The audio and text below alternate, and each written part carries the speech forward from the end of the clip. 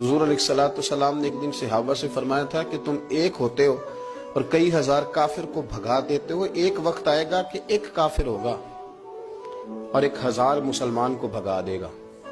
اس بیماری کو خاص توجہ سے سننا اور اس کی وجہ بھی سننا کہ بیماری پھیلتی کیسے ہے، بس اس بات کو کبھی نہ بھولنا، یہ نفع دے گی۔ کہا ایک کافر 1000 مسلمان کو آگے لگا کے بھگائے گا، کیونکہ وہ پاک طیب طاہر دلوں والے لوگ تھے۔ وہ بول پڑے یا رسول اللہ صلی اللہ علیہ وسلم کیوں ایک کافر 1000 مسلمان کو بھگا ڈالے گا؟ کیا وجہ ہوئی، کیا ہو جائے گا؟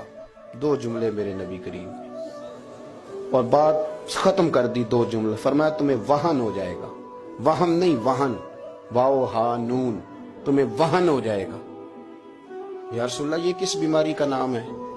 اللہ کے رسول علیہ السلام فرمانے لگے اس کا ترجمہ یہ ہے کہ تمہیں دنیا سے پیار ہو جائے گا اور تمہارا مرنے کو دل نہیں کرے گا۔ دنیا سے پیار کرو گے، موت کا لفظ آئے گی تمہیں کراہت آئے گی، کراہت، حالانکہ مرنا پکی بات ہے، لیکن تمہیں جب موت سے کراہت آنے لگے اور زندگی سے پیار ہو جائے پھر کافر تمہیں بھگائیں